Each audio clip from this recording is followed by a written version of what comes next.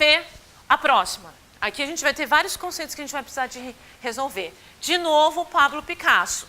Já localizo vocês no tempo e no espaço, onde é que Pablo Picasso está na história da arte, tá? Tá lá. Ele fala lá, Picasso, Les Damoiselles d'Avignon, 1907. Tá. O quadro Les Damoiselles d'Avignon, 1907, de Pablo Picasso, representa um rompimento com a estética clássica. Ah, meu Deus, o que é estética clássica? Esse conceito em artes ele é fundamental, tá? E a revolução da arte no início do século XX. Essa nova tendência se caracteriza pela... Aí se a gente vai lá tentar encontrar qual é. Então vou de novo. Representa o rompimento, então ele rompe com a estética clássica e ele faz uma revolução na arte no início do século XX. Ele está afirmando, tá? Essa nova tendência se caracteriza pela... A gente tem as alternativas. Para que você olhe para isso e entenda, a gente tem que entender estética clássica, sim ou não? E o que é essa revolução, tá? Então a primeira coisa que eu quero mostrar para vocês é isto. Isto é antiguidade clássica, tá? De onde vem essa palavra? Tudo bem? Quando ninguém fala assim, em artes, né? A gente usa a palavra clássica de várias maneiras, tá? Você pode usar isso em literatura e o professor vai falar para vocês assim, são os clássicos. Quando ele está falando de clássico, ele não está falando de Nicholas Sparks, ele não está falando de 320 tons de cinza, ele está falando de Machado de Assis, já ouviram falar? José de Alencar, ele está falando desses caras. São os que representam a literatura, tá? Esses outros não representam? Ainda não, talvez daqui a um tempo, quem sabe. Tá? Mas o que representa a literatura brasileira? Então a gente tem os nomes mais importantes. E o Enem pega esses clássicos para a literatura. Tá? A gente pode usar clássico porque ele sempre se repete. Quer ver? Citem aí um clássico da sessão da tarde. Alagoas, eu adoro. Exatamente. Por que é um clássico da sessão da tarde? Porque toda vez repete. É ou não é? É um clássico, né? Eu posso usar, por exemplo, um clássico, vou ter que me entregar agora, um clássico da minha adolescência, Flashdance. Certo? É um clássico da minha geração, né, da minha adolescência. Entendem? É um clássico porque era uma referência, tá? Então, a antiguidade clássica, além dela ser uma referência, ela é um período histórico em artes. Que período histórico é esse? Gregos e romanos. Olha lá, AC, antes de Cristo. Vocês conseguem ter essa noção? Antes de Cristo. Jesus Cristo não tinha existido ainda, não tinha passado pela Terra. Tá? Essa referência não existia aqui. Então a gente tem a antiguidade clássica. Isto, gente, o Partenon é um monumento de maior referência da antiguidade clássica. Tá? Ele tem as colunas extremamente retas, né? E isso aqui, gente, é usado como referência de arquitetura até hoje. Não, não é não. É sim, é só você entrar na van pela avenida e não pelo shopping. Já entrou na van? Então vai, tá? Você vai entrar por lá, você vai parar e vai olhar assim, ó. Nossa, tá lá as colunas. Por quê? Porque isso dá pra gente uma sensação de poder, de equilíbrio. Conseguem compreender isso? Tá? Então, as linhas retas me dão essa sensação, que parte daqui. Que vai para onde também? Olha lá, agora eu vou para a escultura da antiguidade clássica. Tá? Isso aqui que vocês estão vendo tem uma proporção. O rosto dela, por exemplo, tem uma proporção. Da testa até aqui, do nariz até aqui, daqui até aqui. Tem um número, né, que determina isso, para ser perfeito. Porque os clássicos daqui da antiguidade clássica estão buscando a perfeição. Então a distância entre os seios, olha que louco, entre os mamilos tem que ser a mesma distância do centro até a barriga, da barriga até o meio das pernas. Então tudo isso é pensado para que isso seja equilibrado, para que isso seja harmônico. Então essas palavras, harmonia, equilíbrio, proporção, são palavras que foram instituídas lá na antiguidade clássica. Sim? Harmonia, proporção, equilíbrio. Tudo bem? Então, os gregos lá, antes de Jesus Cristo, gregos e romanos, tinham essa forma de olhar o mundo. Tudo bem? A antiguidade clássica, então, que é o que a gente estava falando antes. Pera lá. Cadê o meu negócio aqui? Eu sou bem atrapalhada, tá? Eu tropeço nas coisas, eu tenho dificuldade. Antiguidade clássica, tá? Então vamos lá. Aqui na Antiguidade Clássica, como eu coloquei lá para vocês, nós temos os gregos e romanos, tá? Aqui a gente chama de antes de Cristo. A gente não tinha Jesus Cristo aqui. Então eles acreditavam em quê? Nos deuses da mitologia. O que isso significa? Que vocês devem ter assistido Troia. Percy Jackson, adoro. Percy Jackson está na contemporaneidade, mas ele retoma os mitos lá, né? Poseidon saindo da água, assim. Aí de repente ele vira aquele homem poderosíssimo, tudo de bom. São os deuses. Gente, né? A gente tem noções estéticas. Por isso que às vezes é difícil olhar no espelho, mas tudo bem, vamos lá. Antes de Cristo, a gente tem os deuses. Vocês já devem ter ouvido falar de Zeus, Vênus, Afrodite, Poseidon, tudo bem? E aí tem vários, e aí cada um tem uma predileção por um desses. Volte e me aparece no Facebook, quem é você dentro da mitologia? Aí você vai lá e faz o teste. Não tem essas coisas assim? Tá? Bom, então tá aqui, eles não acreditavam em Deus porque essa ideia de cristianismo não existia. Que o professor de história não veja isso, tá? Tudo bem? Porque eu vou fazer de uma maneira para vocês entenderem artes. Tá? O que eu tenho então depois? Olha aqui. Jesus Cristo. Isso é Jesus Cristo. Tudo bem? Quando a gente tem Jesus Cristo que vai passar então na Terra, a gente tem a instituição do depois de Cristo. Sim? Historicamente, a gente entra na Idade Média. Muito bem. Estou sentindo que vocês estão localizados. Tá? Então aqui a gente tem o cristianismo. Tá? Aqui a gente vai do século I depois de Cristo, porque aqui é o 0. Certo? Daqui para cá é 1, 2, 3, 4, 5. Sim? É assim que a gente conta. Então, quando eu falo 1 antes de Cristo, eu não estou falando lá no Homem das Cavernas. Lá é 10 milhões antes de Cristo. Conseguem entender? Sim ou não? Que bom ouvir. Não, porque é abstrato isso. A gente precisa contar as coisas, então a gente teve que arrumar um jeito de contar. Tá? Para cá a gente vai lá, 1, 2, 3, 4. A gente vai até aproximadamente, porque essas coisas elas não são fixas assim como a gente gostaria. Tá? Aproximadamente 1200. Tudo bem? Aqui a gente tem o cristianismo, a Idade Média, a igreja, tá? Vocês podem assistir aqui O Nome da Rosa. Assistiram O Nome da Rosa? Quem não assistiu tem que assistir. O filme se chama O Nome da Rosa, tá? A gente está na Idade Média. Tudo bem? Depois a gente vai entrar num outro período, eu estou falando de história, tá? História, que vai se chamar Renascimento.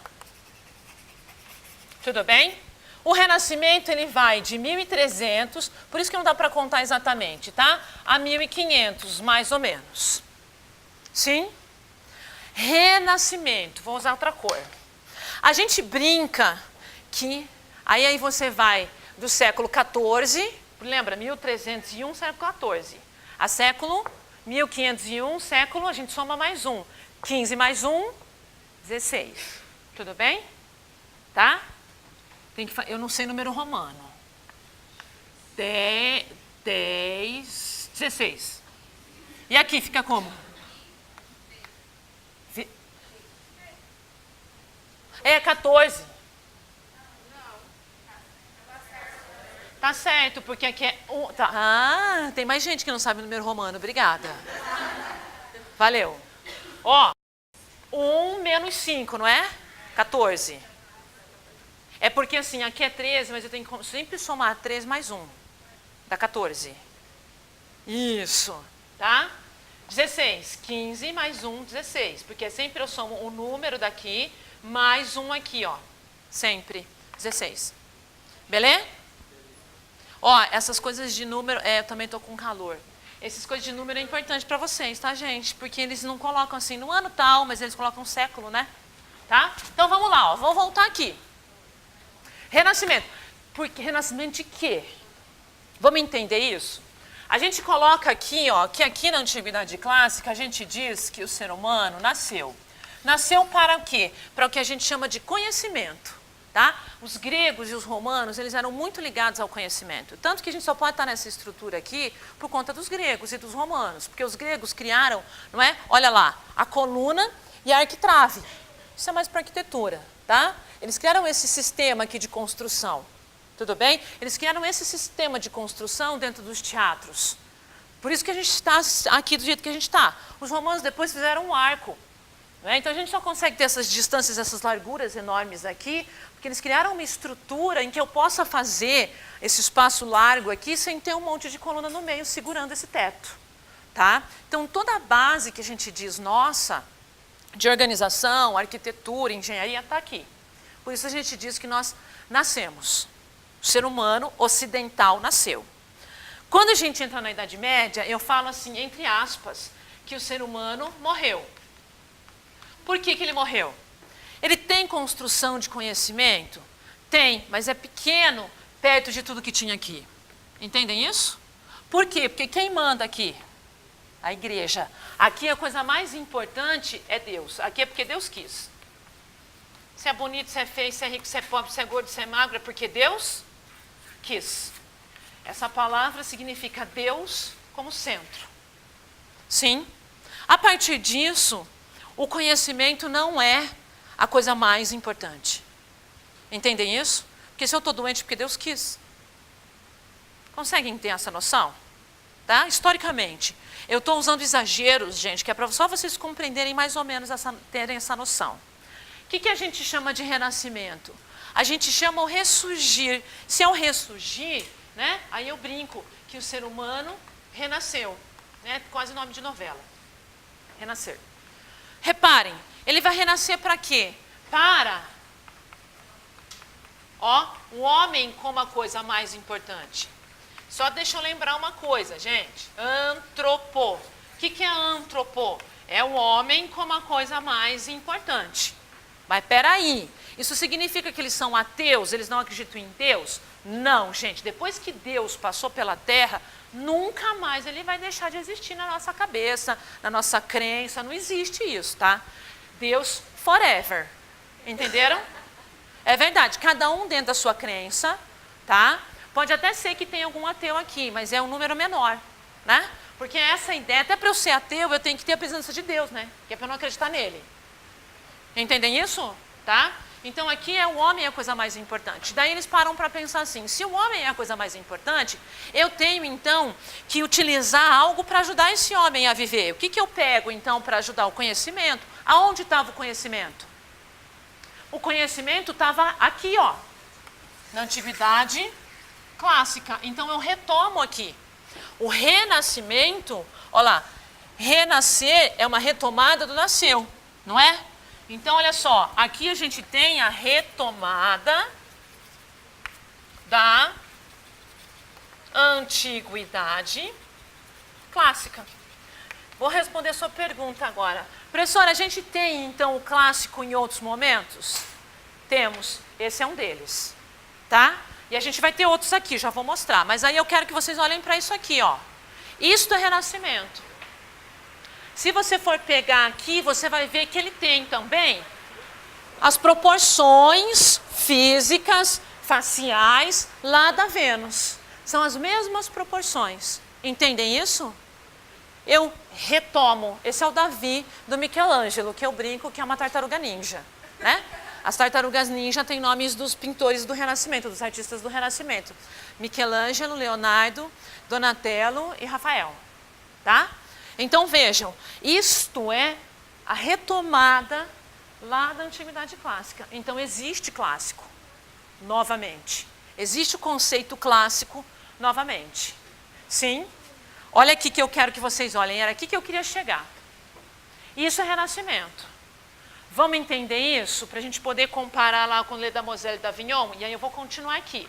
Repara no seguinte, quando eu olho para isso, eu tenho, né? Lógico que não é antiguidade clássica, eu retomo, então não é tão perfeito quanto, mas eu tento me aproximar ao máximo dessas questões de proporção, né? Proporção, certo? Outra coisa, equilíbrio. Lembra das colunas que a gente viu agora há pouco? Eu tenho que ter equilíbrio, eu tenho que ter harmonia. Se eu pegar aqui, ó, eu tenho uma linha nessa dimensão, uma linha reta. Se eu olhar, eu tenho outra linha aqui, ó. Eu tenho elemento lá, elemento no centro, elemento aqui, elemento aqui. Isso é proporção. Ele está fazendo isso aqui, ó. Eu tenho quadro, tá? E aí ele coloca aqui, ó, elementos, elementos, elementos. Conseguem entender? Lembra do Partenon? Vou voltar, deu até calor agora. Volta ao Partenon. Ó o Partenon. Pega essas colunas. Essa ideia, ela está aqui. Tudo bem? Professora, como que eu sei disso? Repara lá em cima, tem as asas aqui dele, eu não sei desenhar. Tem as flores lá, não tem? Tem a Vênus aqui no meio. Ó, essa parte de cima do quadro está toda tomada. Não tá? Tá? Meio a mesma coisa, vocês podem ver os corpos ali, barriguinhas, joelho, né? Umbigo, bracinho, barriguinha. Olha a parte de baixo. Ele se preocupou tanto com isso que como esses pés não alcançavam aqui embaixo, para não deixar vazio, o que ele fez? Ele botou um matinho. Estão enxergando o matinho? Tá? Então, ó, matinho, pé e concha, pé e tecido. Sim? Equilíbrio. Harmonia, proporção. Sim, ó.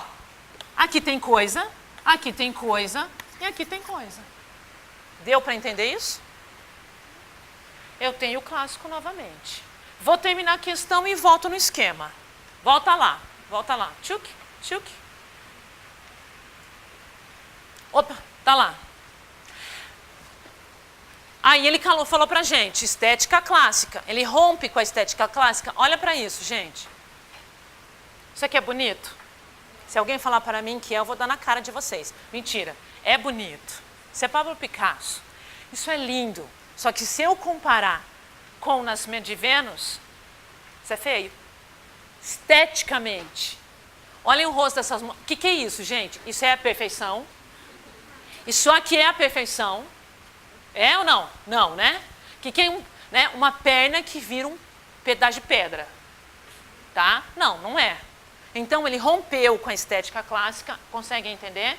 Vejam que eu não tenho. Tudo bem que eu tenho um elemento principal aqui, mas você está vendo que eu tenho um plano aqui, aí eu tenho um segundo plano, um outro plano, então tem uma confusão aqui. Sim? É, tem um pouco mais. É que a estética mais antiga era assim, pouco peito e maior quadril. Obrigada. E bem branca, tá? Era essa estética, né? A beleza da época, tudo bem? Bem diferente de hoje, né? Hoje tem que ser queimada de sol, peitão. É legal vocês irem verificando isso, né? Como essa estética vai mudando, tá? E aí tá lá, a revolução da arte no início, daqui a pouco eu vou colocar o início do século XX.